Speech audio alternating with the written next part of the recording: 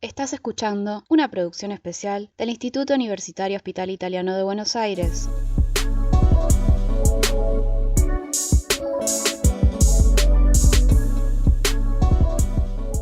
Hola, ¿qué tal? ¿Cómo están? Yo soy Alfredo Eyman, soy médico pediatra del Hospital Italiano de Buenos Aires y hoy nos convoca el 40 aniversario de la revista del Hospital Italiano de Buenos Aires. Soy aparte miembro del comité editorial de esta revista que ya de los comienzos de los 80 empieza a ser una revista revisada por pares, indizada en Latindex y en Lilacs, de la cual estamos muy orgullosos, y para eso hoy vamos a invitar para charlar un poco con Juan Franco, que yo lo conozco hace 10 años, cuando estaba en el consultorio aprendiendo para ser médico de familia, pero fue creciendo mucho y actualmente es profesor titular del Departamento de Investigación del Instituto Universitario del Hospital Italiano y además editor en jefe de BMJ, Evidence Based Medicine, lo cual claramente estamos todos muy orgullosos. Y nos gustaría saber, Juan, vos que tenés tanta experiencia en esto de las revistas y de la edición, ¿qué es lo que buscan los autores en una revista a la hora de publicar? Hola Freddy, gracias por la invitación. Estoy muy contento con el aniversario de la revista y me parece buenísimo tener estas conversaciones para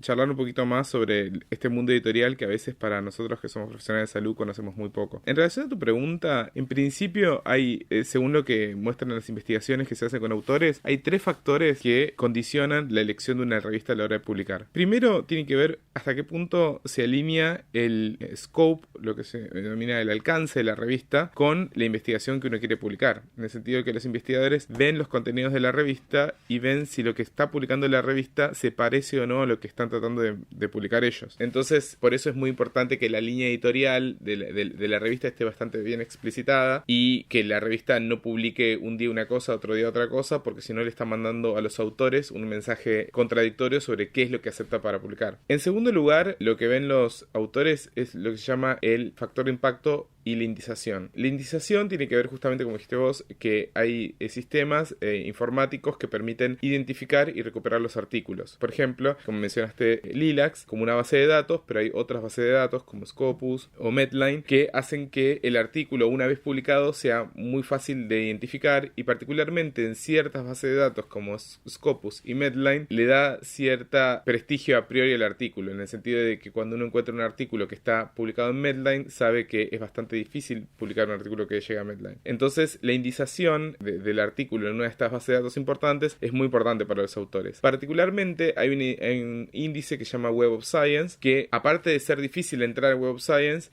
recopila datos sobre cuántas veces ese artículo es citado y cuántas veces esa revista es citada. Y eso constituye lo que se llama el factor de impacto. Entonces, también los investigadores buscan, bueno, yo quiero publicar una revista que habitualmente es utilizada como fuente de información, de manera tal que mi artículo, una vez que esté dentro de esa revista, va a ser utilizado, va a ser citado y consecuentemente yo como autor voy a ser citado. Y el tercer ítem que muestra en la investigación sobre los autores es el tiempo de la decisión. A diferencia de otras disciplinas como matemática, economía, donde publicar un artículo puede llevar 1 o 2 años porque los procesos de revisiones son muy largos, en lo que es ciencias de la salud, particularmente en medicina, los tiempos, lo que le diríamos el girocama si estuviésemos hablando de un hospital, son bastante acelerados. De hecho, por ejemplo, los tiempos de decisión para una revista de las mejores revistas tendría que ser entre 15 a 30 días para la primera decisión en promedio. Eso significa que cuando uno envía un artículo a publicar, uno dentro de los 15 a 30 días tendría que tener una decisión más inmediata sobre si va a ser rechazado o, aunque sea, pasar la revisión de pares y recibir la decisión en los 30 días. Es verdad, yo últimamente envié un par de artículos, algunos rechazados y otros aceptados, en el cual,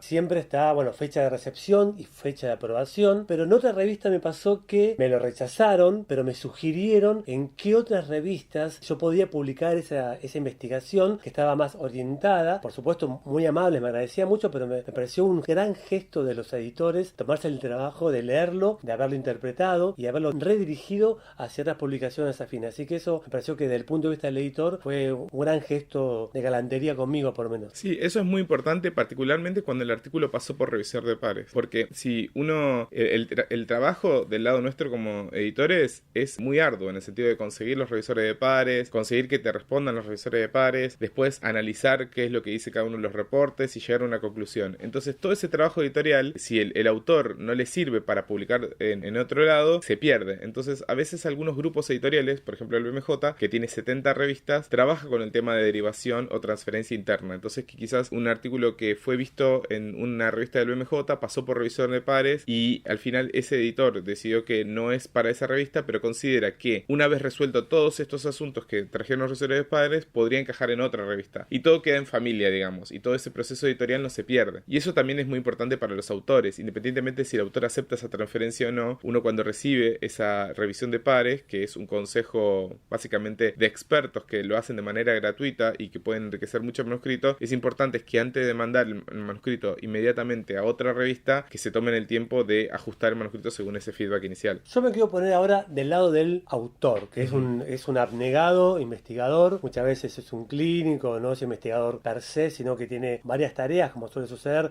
de docencia, de asistencia, de investigación, que son los nortes de nuestra institución. Cuando recibe la opinión de los revisores, que son, como dijiste vos muy bien, altruistamente, personas técnicas que saben mucho del tema y que hacen su mejor esfuerzo para mejorar esa producción, pero muchas veces el que lo recibe se siente hackeado o se siente muy observado respecto a su esfuerzo intelectual. Y muchas veces hace que esos artículos no lleguen finalmente a la publicación, que es el destino final de cuando uno investiga, que es comunicar el conocimiento, ¿no? ¿Vos tenés una percepción de en qué porcentaje los autores cuando reciben estas sugerencias declinan su estudio o lo vuelven a postular para esto? Bueno, creo que ahí también el rol de las revistas es justamente mediar entre los revisores y los autores. Cuando entré a trabajar en MJ, el editor ejecutivo me dijo, no es que nosotros simplemente reenviamos lo que dice el revisor. Uno tiene que leer qué es lo que dice el revisor y ver la investigación del autor y ver cómo encaja y tratar de orientarlo al autor sobre si su manuscrito es salvable o no es salvable. Entonces, y en eso los comentarios editoriales pueden ayudar, pero la mayoría de las revistas no hacen eso. La mayoría de las revistas reenvían los comentarios y el trabajo ese de pensamiento lo tiene que hacer el autor. Y viéndolo desde la perspectiva del autor, yo creo que es importante pensar hasta qué punto los comentarios fueron constructivos. A veces recibir feedback genera muchos sentimientos, a veces genera bronca, a veces genera frustración, a veces genera la sensación de que va a ser imposible resolverlos. Y bueno, después de hacer varias veces el proceso, uno va como cualquier profesionalización, de la misma manera que uno cuando empieza a atender pacientes tiene un montón de seguridades y después con el tiempo tiene mayor seguridad. Cuando uno pasa muchas veces ese proceso, todos esos sentimientos iniciales se van calmando y uno dice, bueno, esto lo puedo resolver, esto no lo puedo resolver, este comentario fue constructivo, este comentario no fue constructivo. Y si quedan dudas, a veces está bueno preguntarle al editor, porque a veces los revisores de pares, por ejemplo, uno te dice hace esto y otro te dice hace lo otro, y son contradictorios los dos revisiones de pares. Entonces ahí está bueno preguntarle al editor, mire, señor o señora editora, ¿me puede decir qué es lo que hago? Porque tengo cosas contradictorias. Idealmente el editor tendría que identificarlo eso antes cuando toma la decisión editorial. Y eso también habla de la calidad de la revista, de hasta qué punto orienta. Y por ejemplo, a veces cuando uno tiene un comentario que es poco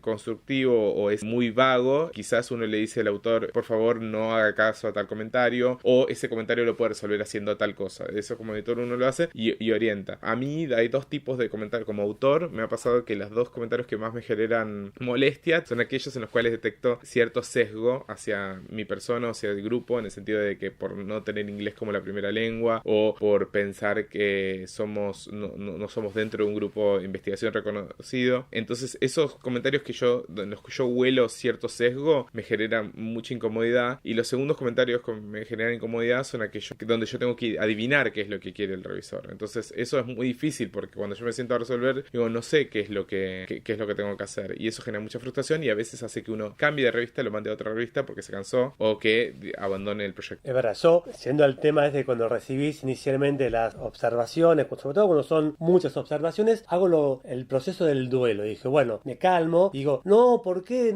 me pasa a mí? La negación, o sea, todos los 5 procesos del duelo, hago exactamente lo mismo. Claramente dejo pasar un tiempo para que eso sedimente y luego me pongo a reflexionar y en general tengo que aceptar que la mayoría son buenas observaciones y mejoran la calidad del artículo. Y quiero retomar algo que vos también dijiste, que es eso que cuando ven que el autor o el lugar digamos, que del cual se generó el conocimiento es un país, digamos, que no está en el núcleo duro de la producción de conocimiento, como es nuestro país, a veces una estrategia es buscarse un autor prestigioso prestigioso que actúe como carrier, ¿no? Invitarlo para ser autor también, para que vean que está John Williams, que tiene mucha experiencia de eso, y eso facilite esa publicación. Claramente cuidando todos los pasos de autoría, sin saltearse ese tipo de cosas, pero invitar a un autor prestigioso para eso. Otra cosa que te quiero preguntar respecto a esto es qué pasa con esto de esta modalidad de acceso abierto de las revistas, pensando en los holding, ¿no es cierto?, que tienen como cierto oligopolio o monopolio de la producción científica y lo pone muy costoso. El español o el inglés, esa dicotomía, ¿en qué idioma presento? ¿Qué te parecen ese tipo de interrogantes para el autor, para ayudarlo a pensar? Bueno, hay que diferenciar lo que es acceso gratuito, el acceso open access. Por ejemplo, ahora con todo lo de COVID, muchas revistas liberaron el acceso de los artículos. Eso significa que se acceden de manera gratuita porque es situación de pandemia. Pero eso no significa open access. Open access es un tipo de nomenclatura que indica que el artículo ya es de libre acceso para siempre y que ese artículo, fragmentos de ese artículo o la totalidad puede ser reutilizado, traducido sin pedir autorización original al autor. Eso es lo que se llama licencia Creative Commons. El tema de esa licencia es que va en contra del modelo de suscripción que uno tiene que pagar para acceder al artículo por una revista. Entonces, los publishers, ¿cómo hacen para mantener el negocio editorial si la gente tiene acceso al artículo y no se suscribe a la revista si no está libre acceso? Bueno, le cobra a los autores. Le cobra mucho, perdón, es oneroso para un país como el nuestro publicar en New England Journal of Medicine, por ejemplo, Lancet, esas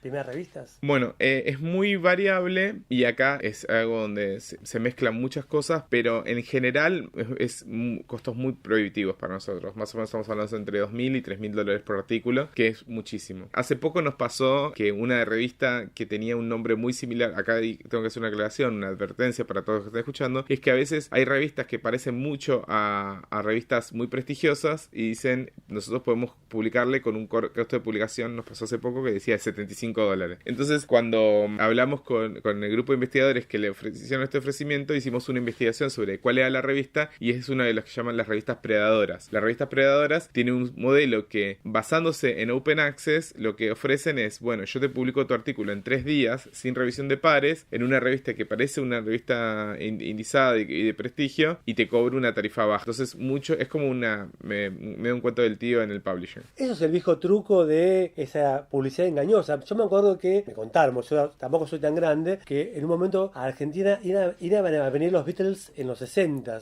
y fue una locura, la gente fue a 6 a recibir a los Beatles, pero no eran los Beatles, eran los Beatles con doble E, eran los escarabajos realmente, ¿no? Era un grupo similar Beatles, que claramente no eran los Beatles, pero la prensa y los fans fueron a recibirlos con la engañosa publicidad que estaban recibiendo a sus ídolos. Me parece que es algo parecido, es un modelo que se utiliza en muchas industrias, y claramente esto que estamos hablando de la industria editorial es una industria muy lucrativa, y a veces desde nuestra posición de un país de segunda o tercera línea en generación de conocimiento, estamos pareciera en desventaja. ¿No te parece que estamos en desventaja, Juan? Sí, estamos en desventaja y creo que en ese sentido es muy importante fortalecer las revistas de la región, que si uno toma por ejemplo las revistas que están indizadas en Lilacs, tienen que ser Open Access. Entonces la mayoría de las revistas de la región ofrecen modelo de Open Access sin cobrarle al autor, cosa que es muy bueno porque uno dice, bueno, envío a publicar, se publica y mi artículo tiene amplia visibilidad y no requiere suscripción. El problema que tiene este modelo tiene que ver con la sustentabilidad y con lograr estos objetivos que comenté antes de las preferencias del autor, que estas revistas que habitualmente tienen poco financiamiento, porque no tienen ni el financiamiento de la suscripción ni el financiamiento de los cargos al autor, habitualmente quizás no tienen las mejores indizaciones, no tienen los mejores tiempos para decisión y consecuentemente no tienen factor de impacto. Entonces al final lo que termina pasando es que tenemos un modelo Open Access que está buenísimo en la región de Latinoamérica, pero hay que de alguna manera ponerle pilas o ponerle financiamiento y esfuerzo y dedicación para que sea competitivo en relación al mundo anglosajón, que tiene este modelo que es muy oneroso para nosotros. Totalmente, Juan. Y vos sabés que viste como que el conocimiento tiene caminos muy intrincados, ¿no? En la historia de la humanidad el conocimiento se ha ido cayendo y perdiendo en la medida que no hubo registro pleno de todo este nivel de conocimiento. Sófocles escribió 100 obras y hay 7 obras que tenemos con nosotros disponibles, porque el resto se fue perdiendo. Lo que se filmó previo al 1920, el 80% se perdió, que nos queda el 20%. ¿Y cuánta de la información y publicación que estamos actualmente publicando, que sabemos que es muchísima, va a quedar a oídos sordos y seguramente muchas muy valiosas que no van a ser rescatadas por el mainstream, ¿no? Que le va a dar valor porque fue publicada en el Ciber, por ejemplo, o en Lancer o en Nature, ¿no? Que seguramente es de muy buena calidad, pero hay otra muy buena información de muy buena calidad que estamos publicando en revistas de la región, que también es muy valiosa y no siempre es levantada por las empresas que jerarquizan el conocimiento. Ahí hay como un gran conflicto de intereses, qué es lo genuino, qué es lo comercial. A mí a veces se me hace un poco lío, pero finalmente quiero decir que nuestra revista es una revista de acceso abierto, en la cual los autores no tienen que pagar ningún tipo de importe por publicar, en el cual queremos levantar publicaciones y conocimiento de alta calidad revisada por pares, que llevamos 40 años haciendo esta tarea y de la cual estamos claramente muy orgullosos. Invitamos a la comunidad que nos está escuchando a que envíen sus producciones científicas, entendiendo que no somos Nature ni somos New England, pero somos una publicación de región que la gente llama publicaciones grises o conocimiento gris, que creemos que se merece toda su oportunidad para ser leída y compartida con nuestros pares. Finalmente, Juan, te agradezco muchísimo todo tu conocimiento y tu experiencia puesto al servicio en pos de festejar este aniversario por los 40 años de nuestra querida revista. Gracias por invitarme.